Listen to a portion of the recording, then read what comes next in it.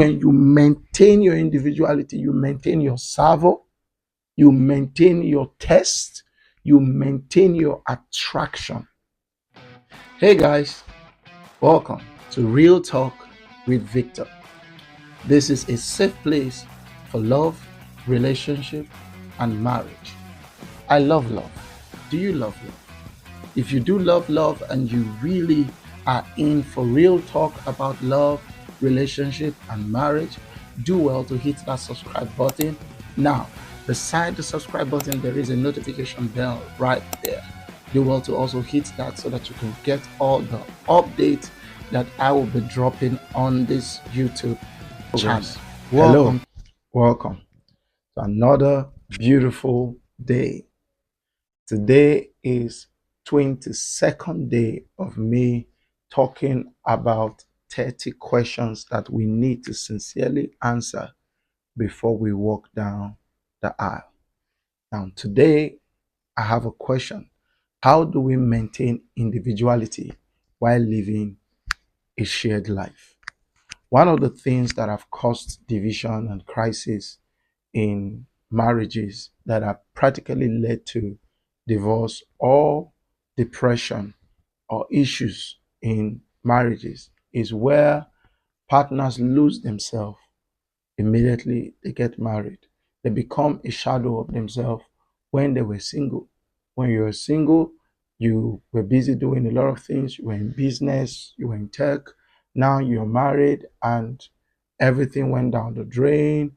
Your life comprises of just your husband, or your life now is about your wife and your children.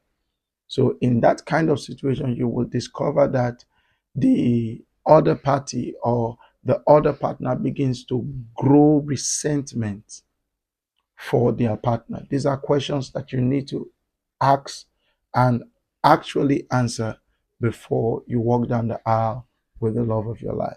Now, because we are planning on doing life together, we're planning on sharing the rest of our life together, there is no room for divorce, no room for separation, no room to go back or to turn back.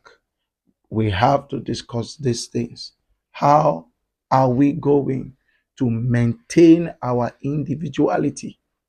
How are we going to maintain our individuality while building a shared life? While building a shared life. Now, what are the things to actually look out for?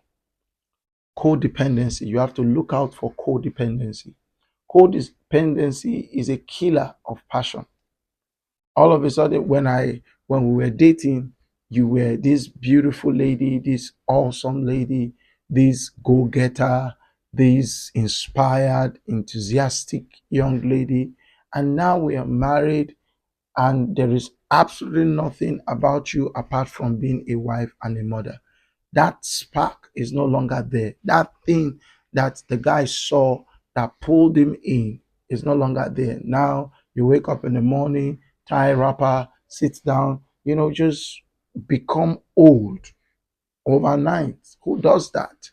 So, and you were a go-getter, now you are depending on your husband to go get the goal. Now there's this dependency. You can't do things by yourself anymore. You call your partner, can you help me with this? Can you help me with that? Before you know it, passion is drained out. Is exhausting. Is exhausting. Codependency is exhausting. So you must ask the question and find an answer to how do we maintain individuality? How do we maintain individuality as we build a shared life together? While building a shared life together, so that we don't get into each other's life and causes the other person to lose the bearing of their direction in life. What will be the result of that is resentment and bitterness.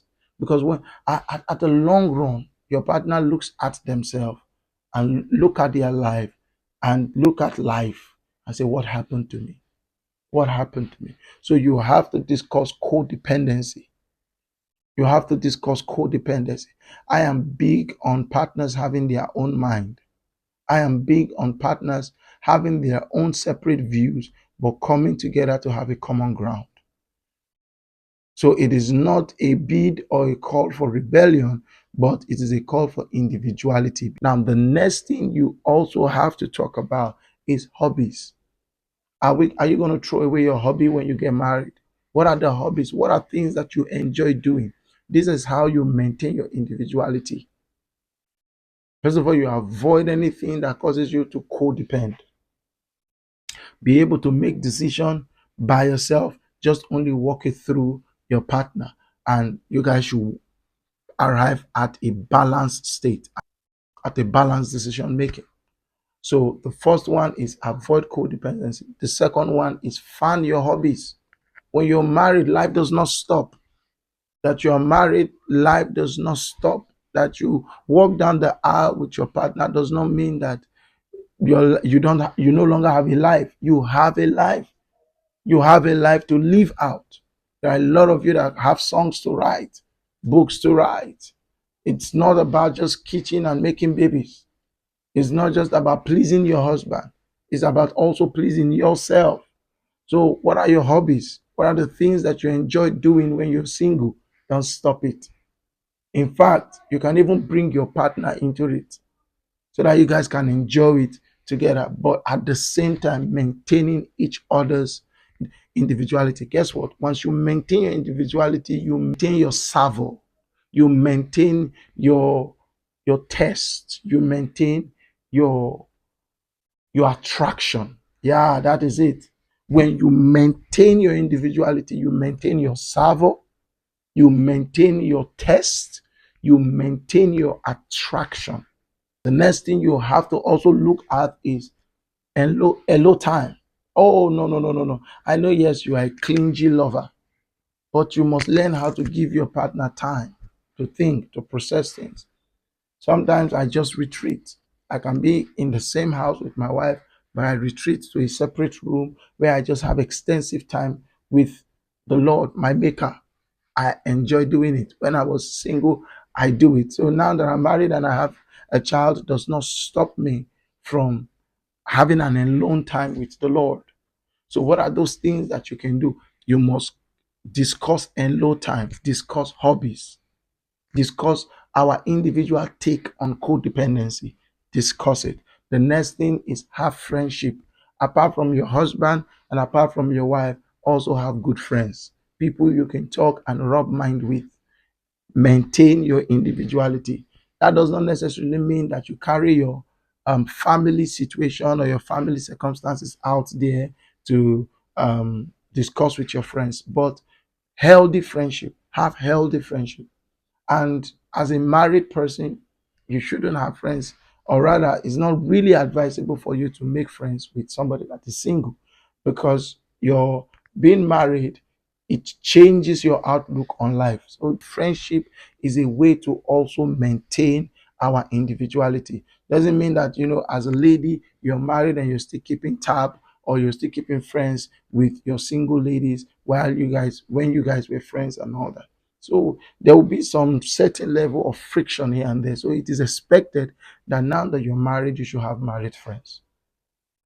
Yes, you should have married friends. That is the reason why in a church community, no matter how young you are, once you get married, they move you from the youth fellowship to the adult church. You start attending men meeting, you start attending women meeting, even if you're in your 20s. The thing there is that you are now a woman, you are now a man, you're married. So your cycle will change. But guess what? You still have to maintain friendship.